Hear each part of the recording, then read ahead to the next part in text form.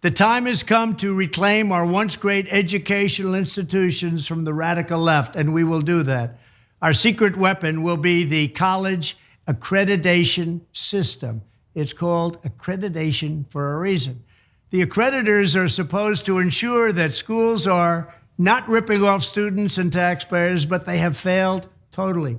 When I return to the White House, I will fire the radical left accreditors that have allowed our colleges to become dominated by Marxist maniacs and lunatics.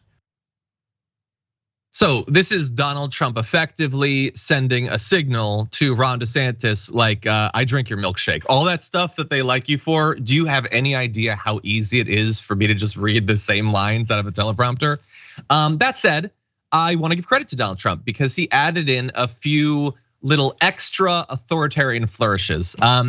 The accreditation thing was fascinating, not only because he stumbled through the word and then said it's called accreditation for a reason, but then didn't provide the reason or any reason why he said that, which makes me believe that he has no idea what that term means. Did anyone else get that impression?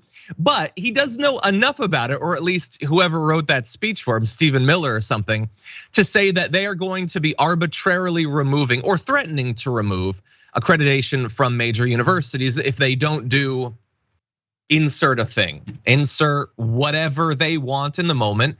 And is this constitutional? Can you do this? I have no idea, neither do they. But what they do know is that they can threaten to do this and probably get quite a bit of value out of that, whether or not they ever end up taking away accreditation. And here's the thing, that might seem like, well, that's the scary part of this speech. Not really, it actually goes to darker territory. Listen to this.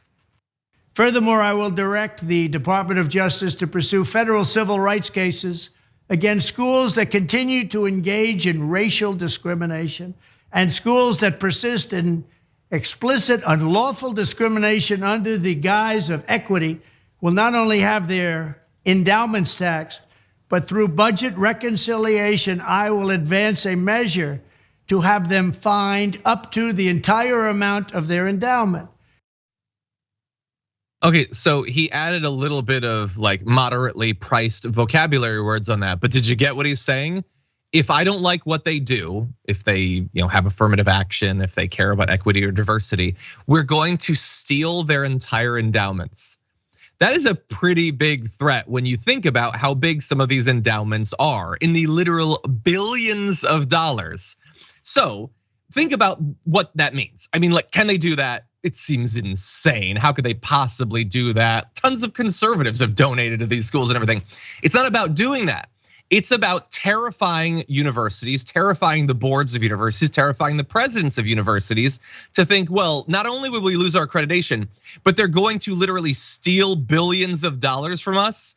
Can they do that? I don't know. We're living in really fascist times. I guess we just get rid of our diversity, equity, and inclusion department just in case. And those guest professors we have that are kind of outspoken about politics, we should probably get rid of them just in case, because we don't want the government to steal billions of dollars from us. That is what they're trying to do here. And at least to my knowledge, this is way more aggressive, way more authoritarian, and operating outside of the Constitution than anything that DeSantis has said. So this is another reason that I think he has no chance against Donald Trump. Trump just goes way harder than DeSantis ever would. What do you think, JR? Yeah, I've told this story before on Young Turks years ago.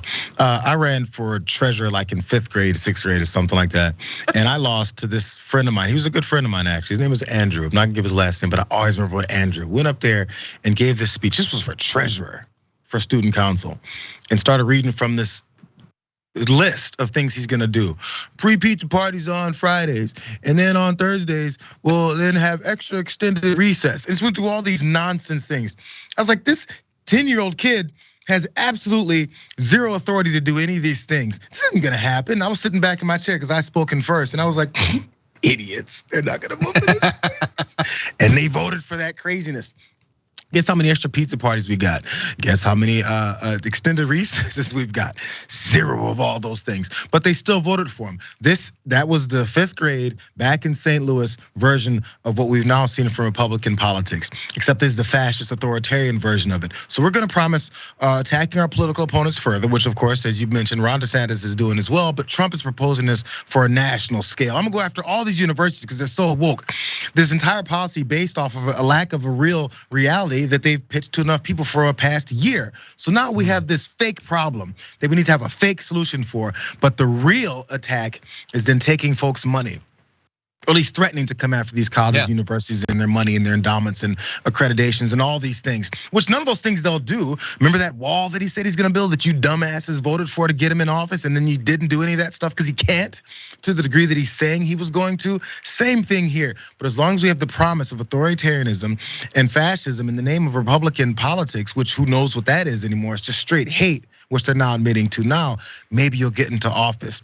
Then maybe they'll come for all of your money too when you finally go, wait, I think I'm with the bad guys. Yeah. That's how these types of things work.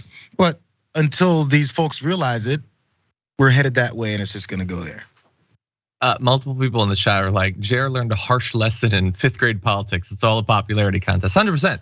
That kid probably, again. Yeah, well, I don't know if I did in elementary school. I actually ended up becoming student body vice president of the University of Connecticut. Although I didn't have to run, there was a scandal. The president was ousted, vice president became president. I became the new vice president. That was a scandal. Yeah. Also, there was other scandals they didn't even know about. I was kind of dating the current president at that time, so it was just corrupt as hell. Basically, I'm Clarence Thomas. Anyway, yeah. Also, that person probably went on to become a right-wing grifter because that's all it is. You just look out at a group and you say, what do they desperately want to hear more than anything else? And then you think, but wait, what if none of this is true or I can't deliver on it? Oh, they don't care? Okay, well then I'm just gonna tell them what they want. And that's what they did. And so, look, we already have a lot of fights on our hands that we have to be worried about if Trump becomes president again. Here's a whole new battlefield to worry about.